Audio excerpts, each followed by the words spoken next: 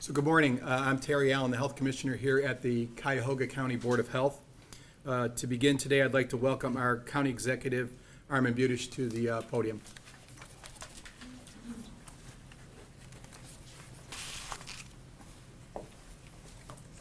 Good morning.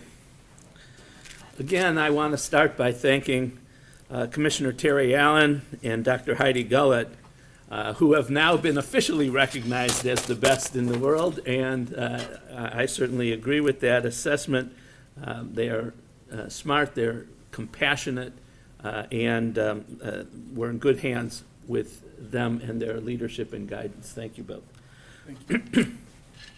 Yesterday, Governor DeWine, who has been a national leader in this fight against the coronavirus, announced that Dr. Amy Acton, director of the Ohio Department of Health, issued a stay-at-home order.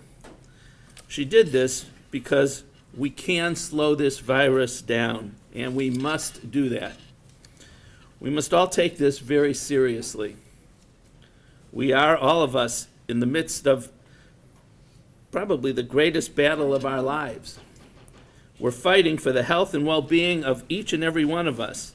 Every action that we take will have an impact on another person. The director's order asks us to do three things. First, to stay in our homes, leaving only for essential services and needs. Second, to close all non-essential businesses. And third, to stop certain activities which add to our risks. And the only way to make sure this virus does not beat us is to continue to do exactly what we're being asked to do. Now, I recognize that this represents, for many of us, great sacrifices, maybe the greatest sacrifice that we've ever been asked to do. This is a war. It's a war against a virus. During war times, whether it's the Vietnam War, World War II, the Korean War, and during any of our wars, we come together. We make sacrifices together for the greater good. For too long, our country has been divided. Sometimes it seemed that families and friends were being torn apart by our differences. This virus is showing us in starkest ways possible that in fact we are alike. This virus doesn't recognize age, it doesn't recognize skin color, income, political organizations. It affects us all. The governor, Dr. Acton, and we here in Cuyahoga County have been making decisions that require balancing critical issues. I support the governor's decisions, which shut down many businesses and institutions in order to limit the spread of this deadly virus. This decision was necessary to save lives. But we recognize that it also creates great hardships. Hardships for people who are put out of work, hardships for people with small businesses, businesses that they built up and fight every day to sustain. I know it's not easy to run a small business. In my past life, I actually ran 2 small businesses. I know it's not easy to stay successful even in good times, and I know it's devastating if you're forced to shut down. I understand and I feel the pain of our small business owners. If you're out of work and worried about how you can feed your family, how you're going to keep the lights on, how you're going to maintain your mortgage and keep the house as yours, there's some help available.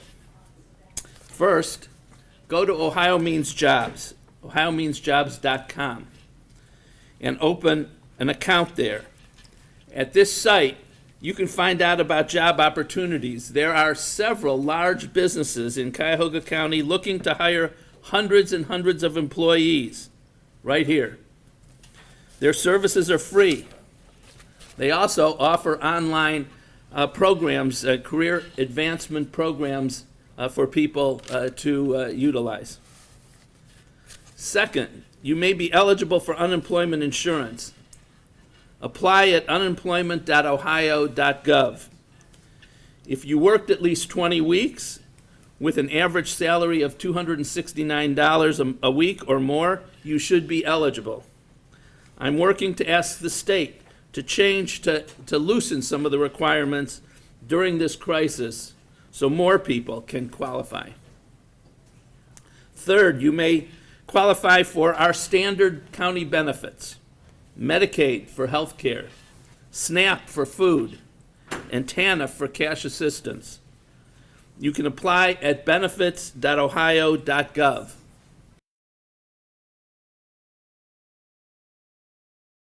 Programs are not the easiest to handle by yourself. If you have questions, call United Way at 211. They run the 211 system. I'll be increasing the county's financial support for 211 so that they can hire more staff to answer your questions.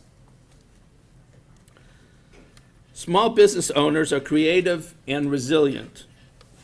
Many will change their operations to survive.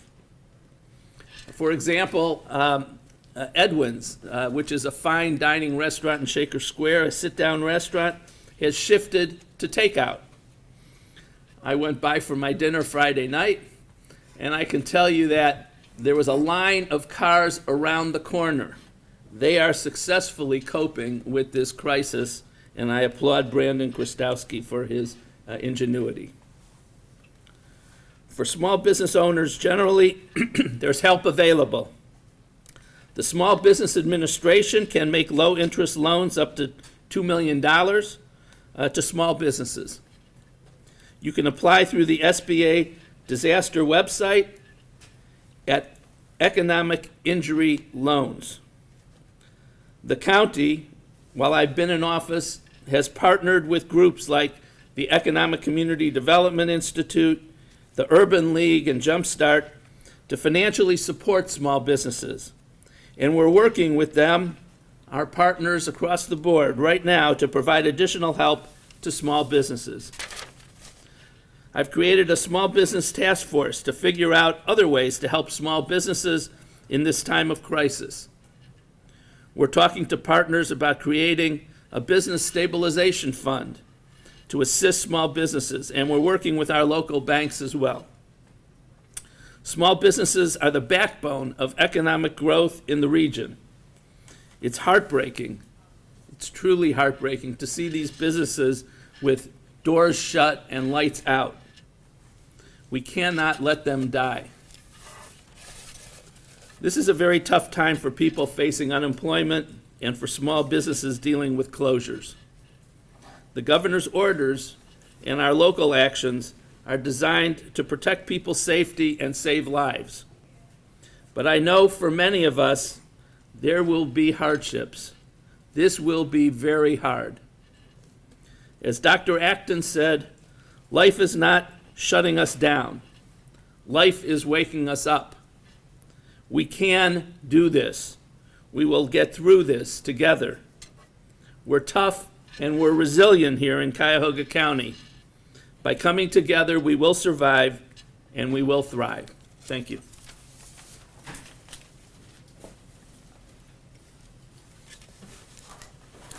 Thank you, Executive Budish, for your comments and for your leadership and your support, and particularly in the Emergency Operations Center. We continue to work hand in hand in the joint City-County Emergency Operations Center to assure that messaging across the community is uniform and that information issues that arise are centralized, addressed, and then disseminated to agencies that can assist to address citizens' needs. It's a great resource in times of need. So I'll start off by saying that we're following the Ohio Playbook. The Ohio Playbook is designed by Governor DeWine and Dr. Acton, and it is informed by internationally respected infectious disease epidemiologists who are following the science, following the data to determine our path forward. And so we should be aware that this is based on sound science. It's been incremental as we go forward, identifying ways to try to limit spread. And so we understand that spread limitations that we place on folks can affect people's sense of freedom, and that can cause some anxiety. But what we want people to recognize is that the silence, the stillness that they're experiencing in their communities with the order pending and and certainly as we've seen a range of issues around closures and restrictions, that stillness is the sound of prevention. It is the sound of reduced number of interactions that will help to reduce spread to our seniors, to our at-risk individuals. It'll help protect our EMS workers. It'll help to protect our healthcare workers. And that sound of prevention is that stillness. And so recognize that even as you adjust to this new way of life in this moment. We will get through this. We've heard Dr. Acton and the governor say that. Greater Cleveland will get through this. So we ask for your support. Be part of the solution. Be part of the prevention solution. So we know the governor's stay-at-home order allows for residents to leave for a range of reasons, and I would refer you to that around health and safety needs, necessary supplies and services like medications or going to the grocery store, or patronizing your local restaurants for carry-out or pickup. Outdoor activities, run or walk with your dog. 6 feet distance is good. Physical activity is good. Get out and 30 minutes a day, by the way, of physical activity can reduce your risk for chronic disease as much as 40%. So always good to get out and walk for at least 30 minutes. Take care of your family, friends, your neighbors, particularly your seniors, and don't forget about your pets. So it's important to know that public health is included in this critical infrastructure network. We're all part of the, as Executive Beauty said, we are in a war with this virus. The governor has talked about this national effort in response. So we're combating this virus, and we have a bunch of public health warriors that are among you in the back of the room. These are physicians, medical students, epidemiologists, lawyers, environmental health sanitarians, a range of data analysts, support staff that have all been working to address these issues. So it's important, I think, for people to recognize that we have committed 24/7 work through the weekend to address this pandemic, and we will continue to do that, to do whatever it takes to respond. So businesses that are staying open through this governor's order, we go back to the hand washing guidance, particularly our restaurants. Our environmental health sanitarians are in restaurants throughout the community, and they are doing their standard inspections, looking at temperature control, cross-contamination, gloves, wearing gloves while you're handling food. These sort of things that we're doing to try and reduce risk continue. Social distancing in grocery store lines, inside of drugstores. Go for that 6-foot distance. We think that's very critical. We want to offer special hours for at-risk populations. We're seeing grocery stores open up early for seniors. I'm seeing signs in grocery stores that talk about social distancing when folks walk into the room. So these are all important steps that we need to continue to take. Remote access in businesses. Remote access is critical as well. So we know that, and we appreciate the grocery store owners adjusting and also becoming a part of that prevention message by incorporating social distancing messages into the daily work. And so we want that when you're out, observe that, be conscious of the prevention message at post offices and as I say, in pharmacies and grocery stores. Make an extra effort to encourage others to do so. There's been an outpouring of generosity that happens in Greater Cleveland in these emergencies. And we want to thank everybody, businesses, individuals that have contacted us for support and also have said we want to be part of this response effort. We've connected them with the Emergency Operations Center to assist residents on a variety of needs. We've seen incredible support from the Red Cross, where they may need to be able to offer food to folks that need to stay home during quarantine. Incredible efforts around helping people get their medication, and also, as Executive Beauty said recently, helping designing efforts around supporting the homeless population, people who are often ignored or invisible. It's admirable, and we want to thank all of them as they are very much active in the desire to assist the community. So partners have been busy through this. These are the Emergency Operations Center partners, hospital, EMS, the Center for Health Affairs, working with the Emergency Operations Centers. There's been a fantastic outpouring of support. The people in the Emergency Operations Center have been working feverishly to address concerns, and the foundation community has put together support to meet these social needs that are emerging, and we think that's fantastic. The United Way, of course, has the helpline, the Cuyahoga County Coronavirus Helpline, and we encourage people to use those resources as well.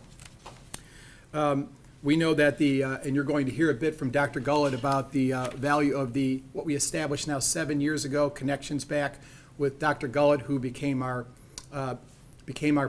population health liaison. And I'd like to thank publicly Dr. Kurt Stenge, who helped to organize that way back when.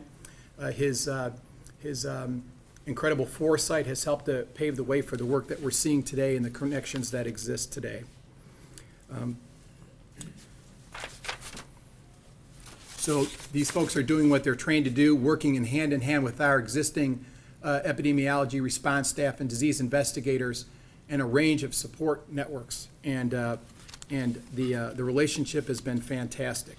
Remember, again, this has been going on here in terms of emergency response since post 9/11. Legionella outbreaks, H1N1 influenza, Ebola, the anthrax response, the smallpox response. We have years and years of service and experience in this community that's incredibly valuable to all of us. And we want you all to recognize that this is about saving lives. This is about saving lives to people that matter to all of us, the people that matter to all of us. So abide by this order. Abide by this order. Only critical infrastructure people should be moving about in the community. And remember that food and medicine people can seek out if they need it. Check on your neighbors. We'll go back to these non-pharmaceutical interventions, and what you're seeing is a tiered approach based on science that we've seen around restricting crowds, around religious ceremonies being through the congregations being restricted to stop that interaction. And now we join several other states with this governor's order to further restrict movement for a time to try and reduce the risk for transmission. So we know that good hygiene, social distancing are certainly at the forefront of what we're messaging that everyone can do. So we'll go back to our messages that we share time in and time out around covering your coughs and sneezes, coughing in your elbow with a tissue. Throw it away in the trash can. Emptying those trash cans, be sure you're wearing gloves if you're in maintenance staff. And commonly such surfaces need to be washed frequently. Don't share your food, drinks, knives, forks, or spoons with anyone. And if you're sick, please stay home. Please stay home if you're sick. I can't emphasize that enough. We don't want to unknowingly and unintentionally light a fuse for transmission in this community and start a new chain of transmission. So that is very critical. Employers need to allow people to stay home. At this point, I'm going to transition to Dr. Gullett, but I want to say something first. I've been here for 30 years in public health. And there have been questions over that 30 years from lots of people about a range of infectious diseases that are people's personal health information. Personal health information. And we protect people's personal health information by reporting information at the largest aggregate level, county level, and we'll continue to do that, as we would all want our own personal health information to be protected. So that's a commitment that we've maintained for 30 years, and we intend to maintain that commitment going forward as we respond to this, continue to respond to this pandemic. With that, I'm very happy to welcome our medical director, our friend, and our comrade in this response to this war against this virus, our chief medical public health warrior, Dr. Gullett.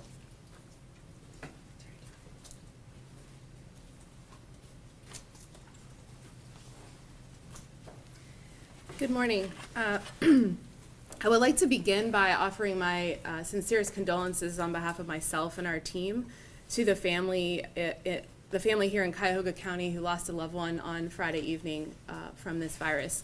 I'd also like to extend our condolences as well to the other two families across the state of Ohio who also lost loved ones related to this infection. Any loss of life related to this infection or any other reason is devastating. And our team has had a moment Saturday morning that really we carried through with us all weekend, recognizing that this is very, very serious. We've known it's serious, but when loss of life begins to happen, it moves to a new level. So we want you to know we're fighting to minimize any future loss of life, but we recognize that this is a formidable opponent, and we're really doing our best, but we need your help. And we will have more loss of life if you don't heed our warnings and you don't listen to what Dr. Acton is saying and what we're saying. Please, please do what we're asking, staying home and social distancing if you need to be out, because we don't want to continue to report on any future loss of life in our community or in our state. I also want to remind you, before I give you today's updated numbers, that every single person touched by the cases of infection I'm about to report are important members of our community. And so again, we want you to honor their privacy, but also recognize the extra support that so many members of our community need right now, whether they themselves are fighting this infection or they are fighting on behalf of one of their family members who has the infection. The case count this morning for Cuyahoga County, exclusive of the city of Cleveland, is 99 lab-confirmed cases. The age range for those cases is 14 to 91. The median age of the cases is 49. The date of illness onset is February 29th to March 19th. And we have had one death in Cuyahoga County to date. The hospitalization numbers are becoming increasingly challenging for me to report to you. My goal today is that we identify a better way to give you updated numbers on hospitalizations. We've all heard about surge capacity, and what that means is the ability of our hospitals collectively to handle the number of infections and complications from the infections that we're seeing. On many of those curves you've seen Dr. Acton and others show, there's a level of what we say hospitals' capacity is to handle this infection. And our goal is that we try to flatten the curve so that our hospitals don't surge above the capacity they have to care for the patients that are the sickest. But it's changing constantly, and so it's hard for us to report that on a regular basis. We will do our best on our briefings, our regular briefings, to give you that information, but as of this morning, I didn't feel comfortable sharing the numbers because I feel that they're probably inadequate. What I can report is that we have had 7 ICU admissions reported in the Ohio Disease Reporting System for our combined jurisdictions, but that is likely behind because we're having to enter things very quickly as the number of cases rapidly increase. I want to speak for a moment about testing. You heard Dr. Acton again talk about testing this weekend, and I want to reiterate her message. Testing needs to be reserved at this time for those who are most ill, our hospitalized patients, those sickest in our emergency departments. Testing is not available at this time for the general public, nor is it available for those with mild infection. We are trying to do our best in messaging so that people understand that if you have a mild infection, we need you to isolate at home. And that means we need you to stay at home and try to stay away from your family and friends who don't have symptoms as much as possible. But testing is not what we have available to do right now, so we treat you as if you have that infection. And our team of doctors and medical students is trying to give those messages on the phone over and over again, but in this briefing, I'd like to also give that message to the group. It's really important that we consider this approach very systematically. You heard Dr. Acton on Saturday talk a little bit about our approach here, and that's the same approach we're all trying to take across the community and the state, and probably across the nation.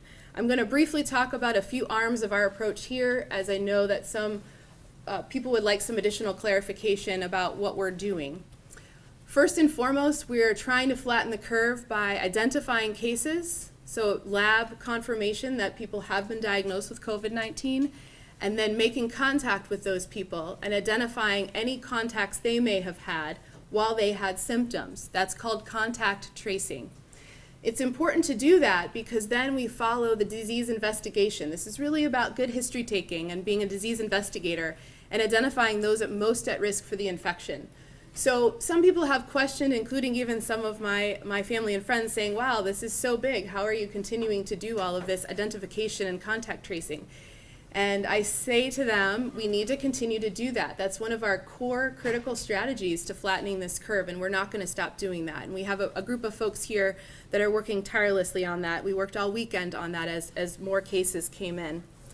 The other thing is we're staying very closely connected to our healthcare partners, and that is through multiple channels. But our goal is to identify any places where there are higher risks for transmission. So those would be places where people would be congregated close together.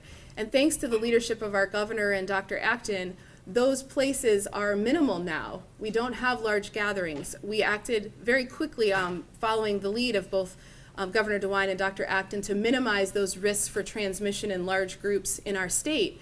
But we still have essential places of business where we cannot minimize or close. Hospitals, healthcare organizations, places like that. So we work closely with those partners to identify any potential high-risk situations where there may be an employee or a patient who is identified.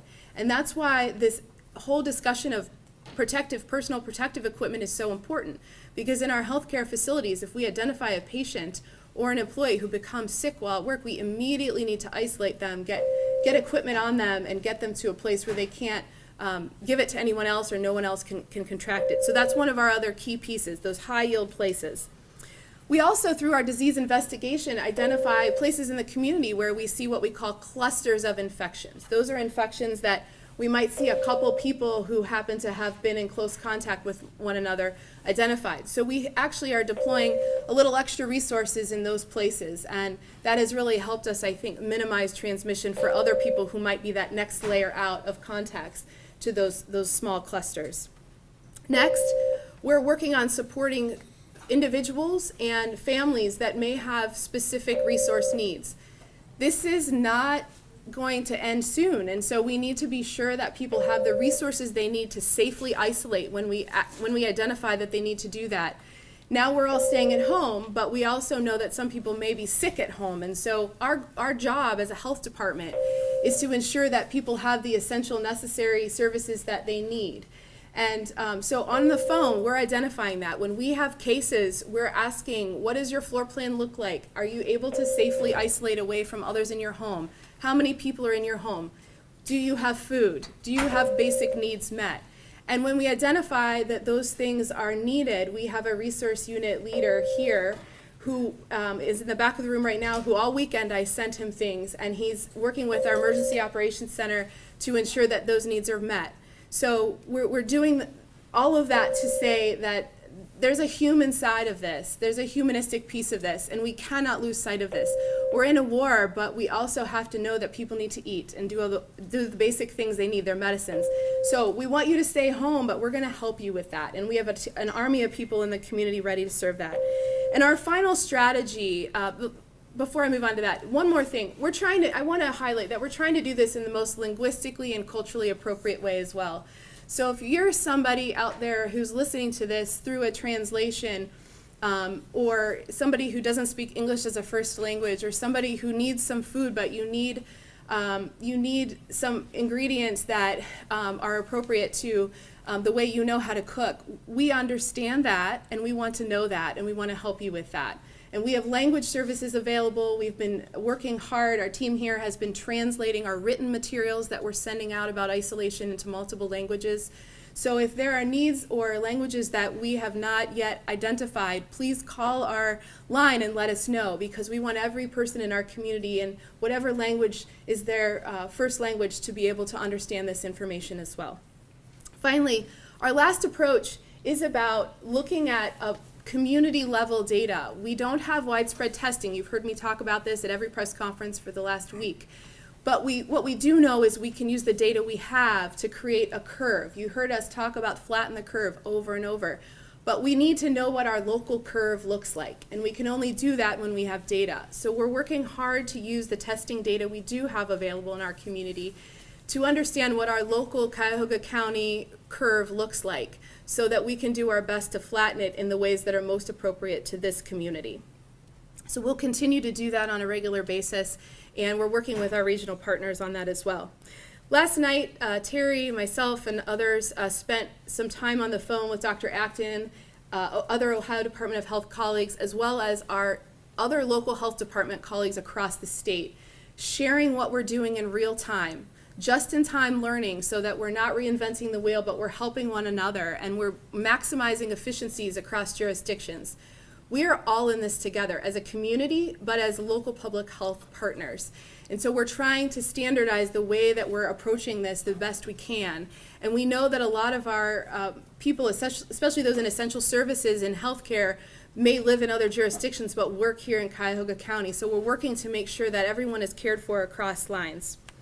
We also want to be sure that the best available data is available to all of us around modeling. So Dr. Acton has really worked hard, and the governor, to bring in the best experts to help us understand in this 7th populous state in the country about how we can, as Ohioans, really get ahead of this. So I just want folks to know that we're working alongside, arm in arm with our local health department colleagues next to us and around the state, but also with the state.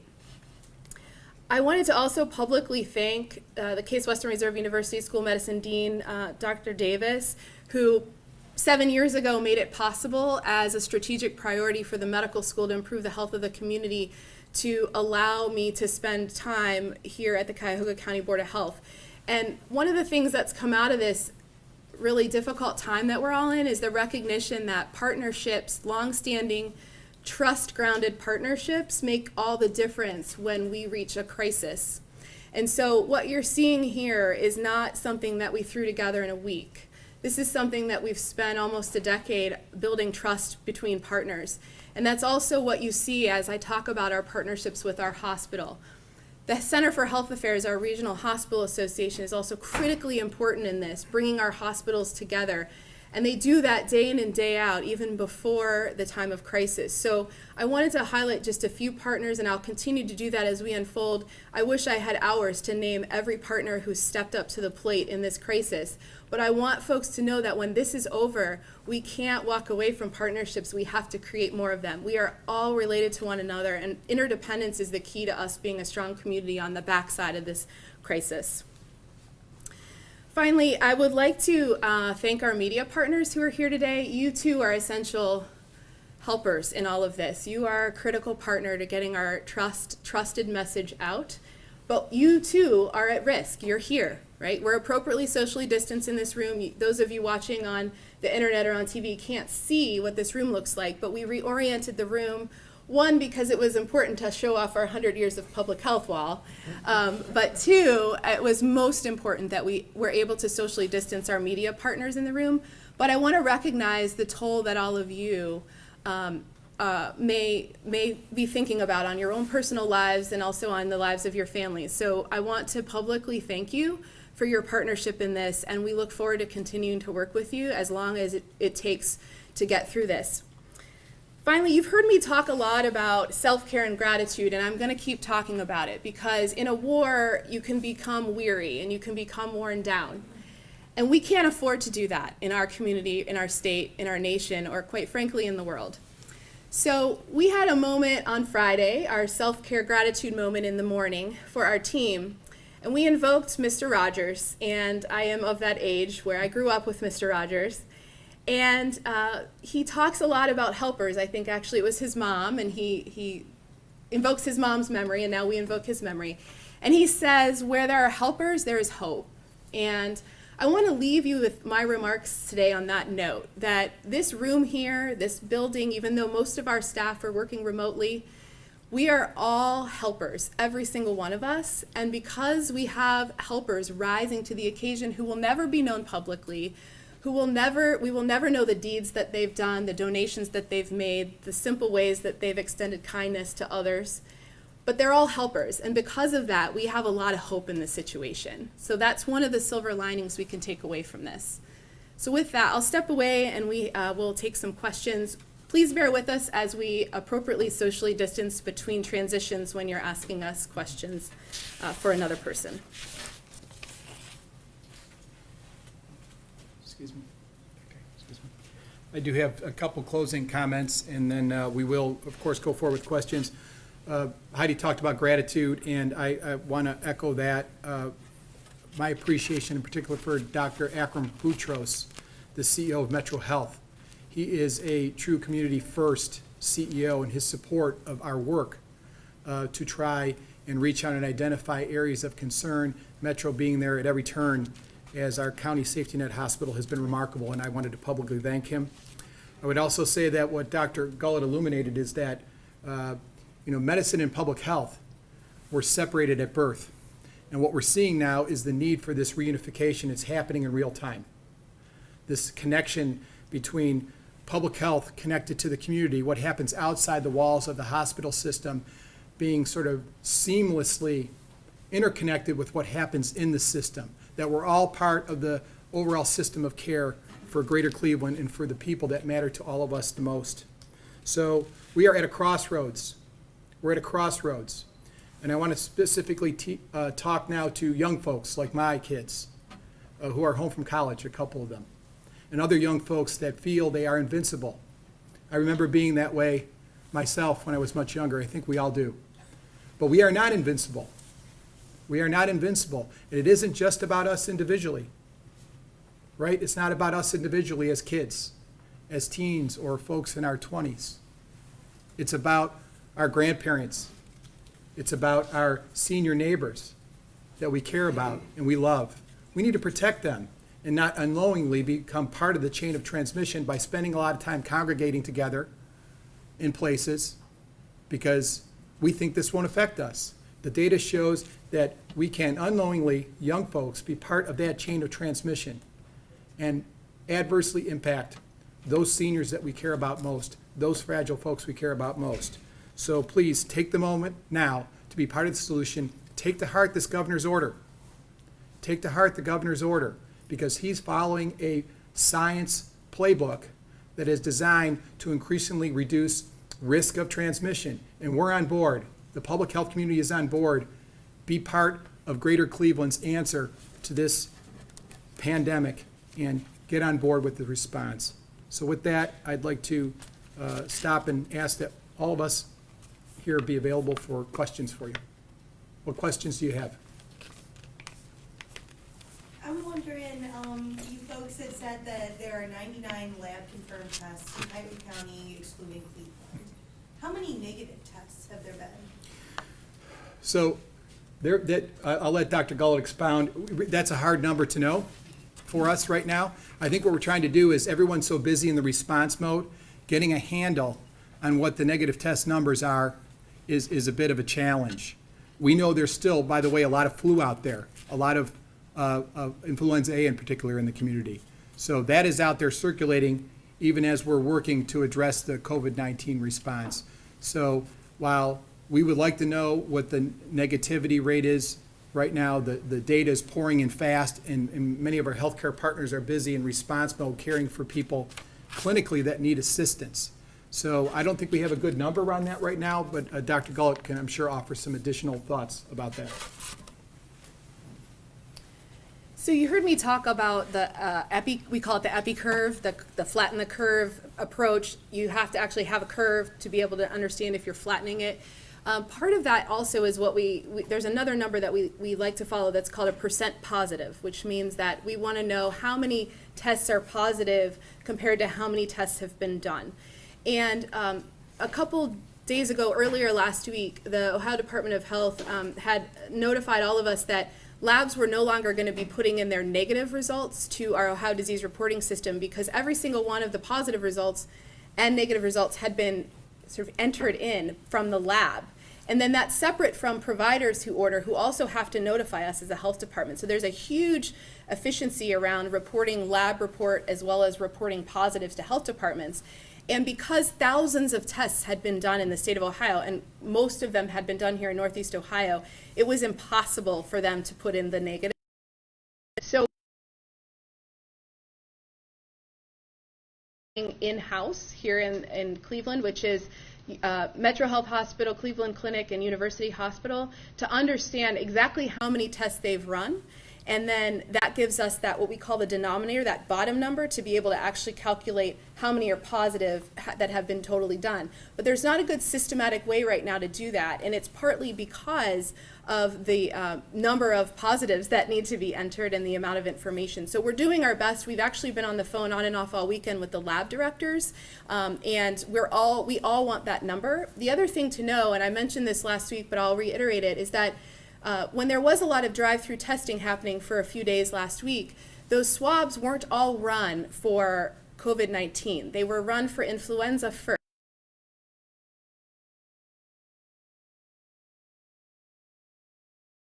If those were positive, any of those were positive, then they stopped, and then that person was diagnosed with influenza or whatever, or RSV, and then the COVID was not run. But if the tests were all negative, then COVID was run. So we can't just stand up and say there were this many thousands of tests run, therefore that's how many COVID tests were run, because they weren't. It's a little bit more complicated than that. So I want the public to know we're trying to get that information, but it's going to take us probably the rest of this week to flesh out and give you accurate numbers, but that is something we're tracking. We appreciate you guys reorganizing this for everyone's safety, really. Are you able to social distance with your amazing sign language interpreter as well? Just because, you know, based on the camera, it really doesn't look like 6 feet. Right. So as you saw, the Ohio Department of Health and the governor have socially distanced with their sign language interpreter remotely.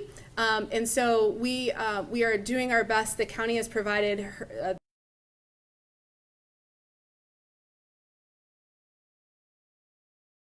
because we didn't have that available for us, but that's an important suggestion, and we are doing every day. We find new ways to socially distance, so we appreciate your suggestion.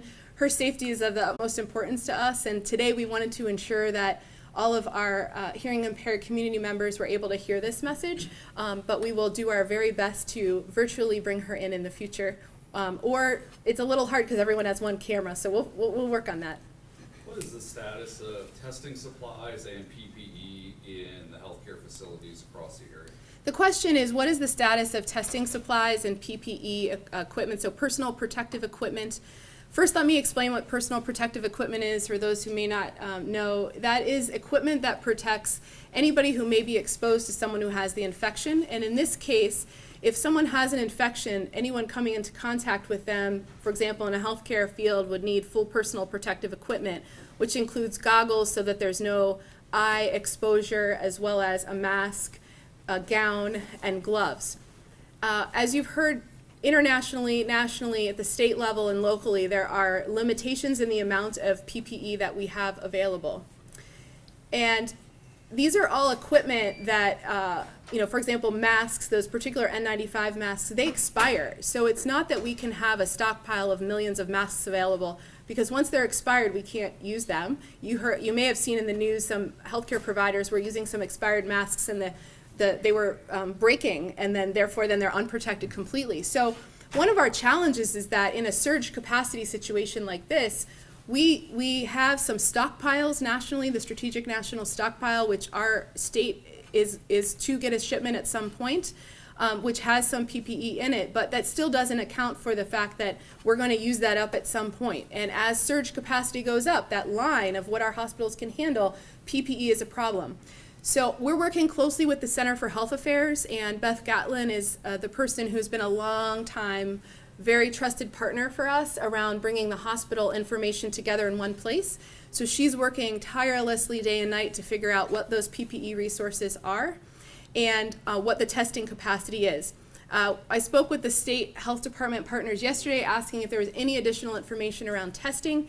We still don't have any information about widespread testing availability. So we're working with what we know, which is our hospitals are ramping up as much internal testing as they can, but and we're using our commercial lab partners, LabCorp and Quest, when we can, but we don't have widespread testing capacity. I cannot give you numbers of the number of tests available, but we're continually dialoguing on regular conference calls about how much we have and what the PPE needs are. So as the Strategic National Stockpile information becomes more available and our hospitals continue to report how many cases they have and how much equipment they have, we'll do our best to keep you updated on that, but it's rapidly changing. And the bottom line is we don't have enough of either, but we're doing our best to make sure our frontline providers, EMS and healthcare and law enforcement, have all the protection that they need so we don't create new lines of transmission, for example, that they then bring back to their homes. Have there been critical concerns about those levels at this time? The question is, are there critical concerns about this level? I think we're all very concerned about our PPE. and our testing capacity, but I feel that our hospital partners are being creative.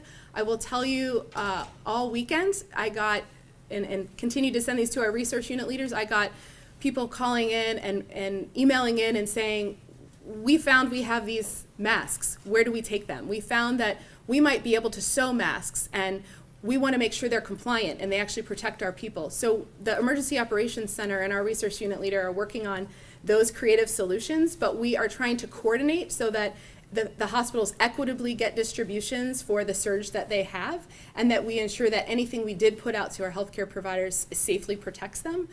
So we are concerned, but we are not panicking, and we are making sure that everyone is protected. And our hospitals continue to create just-in-time policies around how much they can use, how much can someone use a mask, how long can someone be on it. My husband's an emergency physician in town, and he was just updating me on what their guidance is about, their personal protective equipment and things like that.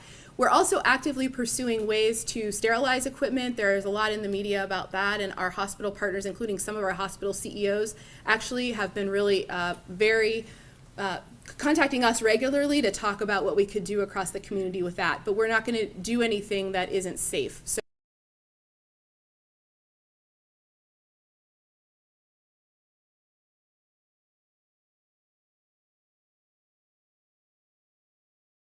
and my brother is an EMT. And so I wanted to thank Dr. Tom Collins at Metro Health. We've convened the EMS folks across the community throughout this process, and we'll do so as we proceed. They're among those on the front lines. So we reinforce issues around use of personal protective equipment. When you put it on, it's called donning your equipment. When you take it off, it's called doffing your equipment. So the procedures and the steps that you use when you are donning your personal protective equipment and when you are doffing or taking off your personal protective equipment are critical. So I speak to my friends in the emergency response community. Be sure to be careful. You know this, you teach this, but I reinforce that message. We want you to be protected. We need you, and follow those procedures around donning and doffing, using disinfection through the process to make sure that you're safe, just as we want our hospital partners to be safe, just as we want our preventive medicine residents to be safe when they're in the community. The executive, one of the questions or one of the points you made was you're pushing for changes in the unemployment rules. What are some of those, and does that include the 20-week mandate that may or may not be a safety net for a lot of restaurant bar workers? Yes, we're looking at all the different aspects of the unemployment. We want to have people who are not employed have a safety net right now. The unemployment insurance has been expanded. We need it expanded more. We're looking at the 20 weeks. We're looking at the amount of income. We're looking at the types of work that people do that may not be covered. And we're having very good conversations with folks at the state. I also wanted to add, the question was, are you concerned about a lack of PPE? Let me tell you, we have a lot of first responders too with the county. We have people working in the jails that are in close quarters with prisoners. We have children, Department of Children and Family Services, caseworkers and investigators that actually have to go out to people's homes, go into people's homes, and check to see if allegations about child abuse or neglect are true. I'm concerned. I would like to have PPE, gloves, masks for all those people. Unfortunately, they're looked at as being lower down the chain than the nurses and doctors. I understand that, but we could use, we've gotten requests from cities, from our own departments for thousands and thousands more masks and gloves and other PPE, and it's not there. So I am concerned about it. I want to keep our people safe that are doing the work for this community. Is there hope of getting those thousands and thousands in the near future? We have been out there trying to get them. We've contacted vendors all over the country. We thought we had one on Friday. It turned out it didn't work. I've authorized as much money as necessary to get those PPE for us, and we will distribute it if we get it. as needed, both to our own folks, to the hospitals, to the cities that are asking for it, but right now we can't get it. So following up on that, I'm curious, are you having to compete with other communities? Are you having to bid up and spend more money? Weren't you able to get them on Friday? I'll answer that, because they weren't there. I would say, yes, we're competing. It's international. It's not just local. It's not just national. We were prepared to make an offer, to send a check in, and we had been told initially that they had PPE, and unfortunately, it wasn't there. It was used elsewhere. So to sort of expound on this a little bit, there are several paths that we know are underway to try and address this problem. Certainly nationally, there's been some coverage that 3M is beginning to produce a lot of masks in other industries. Some are now pivoting to produce surgical masks. So we're talking about both those N95 respirators and surgical masks. So we're seeing industries pivot to try to create more supply. We also know that, as Dr. Gullett mentioned, Beth Gatlin from the Center for Health Affairs is coordinating donations that may come from the community for masks and other personal protective equipment. So that is a way to think about what you have, what you may have available that you're not using. How can that be funneled to people that need it? Also, we know that first responders and other people in the medical response community are looking at how they use PPE, personal protective equipment, and when they change it to try to get the most life out of that equipment with the most safety. So that is, they're new procedures, and they may make alterations in order to get the most life out of those protective pieces of protective equipment, even as we look forward to start seeing more supply expand. This is a national problem. This isn't just an issue locally. So we're hopeful that we'll start to see the flow come in. But right now, we're going to do the best we can to work with facilities to assure that people have what they need to protect their workers. But it is a challenging moment. And I might also add along those same lines that when I've had the opportunity to speak to the CEOs of all the hospitals as recently as yesterday.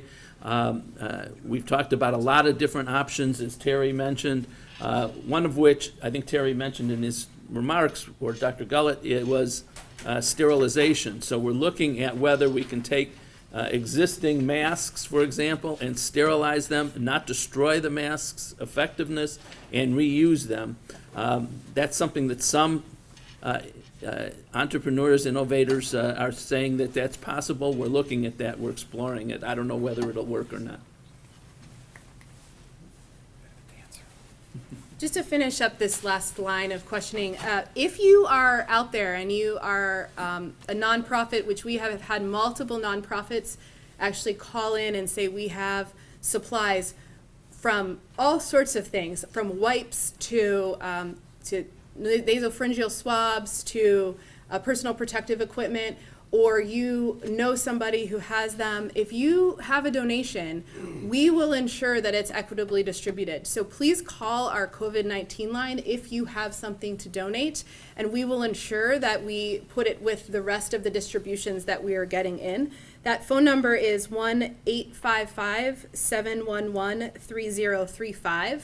Again, if you have a donation that you would like to contribute or you think might be of use, call us at 1-855-711-3035.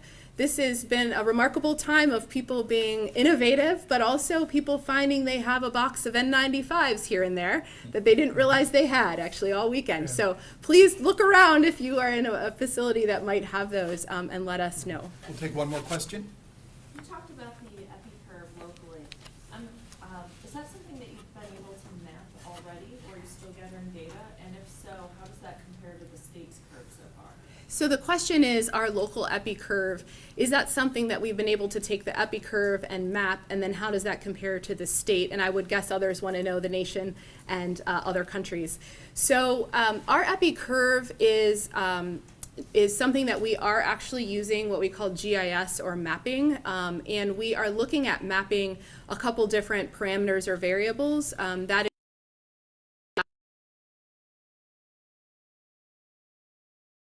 That are. So we have somebody who is sick but not sick enough to be in the hospital, but we presume they have the infection based on their symptoms and they're isolated at home. So we're looking at a couple different ways to do that, but those, and so that helps us as disease investigators. That's information for disease investigation. We are very careful about how we share those data because those are protected health information. We would never want to identify a location of anyone. You see us give very aggregate data. We're not going to tell you anything below the lowest aggregate that we can safely release. And so we are using every public health tool we have. We have a remarkable public health community here in Cleveland with resources that we're so grateful to have around the ability to do data analytics and mapping. So we are using mapping, we are using our Epi Curve. As it compares to the state, quite honestly, we have the most cases in the state. So as you see the state cases rise, there may be a little divergence in what the state Epi Curve looks like, but thus far, we've pretty much had most of the cases. I think now we still have the most, but there are several hundred others reported as of the website last night. So right now, there's not a lot of divergence, but we'll continue to watch that. We're reporting to our state partners what our Epi Curve looks like for both our lab confirmed and presumptive cases on a most frequent as we can. We're hoping daily, but sometimes it's every few days. The other thing is we're also tracking what the symptoms look like about this because this is a new virus and none of our immune systems have seen it, which is why it can be so clinically devastating. Sometimes our immune systems are warriors and we mount a response and we get a mild infection because we're able to fight it off quickly. But because none of us has immunity to this, there's no vaccine and none of us got it when we were kids and carried it on. None of us get antibodies through breast milk from breastfeeding moms, right? In a year or two from now, that will be the case, but it's not right now. So because of that, we're looking at all the symptoms that are being reported to us by the cases. So we're also tracking that as sort of a population level thing, and we're looking at percent of people who have cough and shortness of breath and other symptoms that maybe aren't reported traditionally related to this, but we want to understand this virus and how our immune systems respond to it as much as possible. So as that unfolds, we'll also continue, once we feel we have solid data, continue to give you that information. Okay, well, thank you all very much. Take care.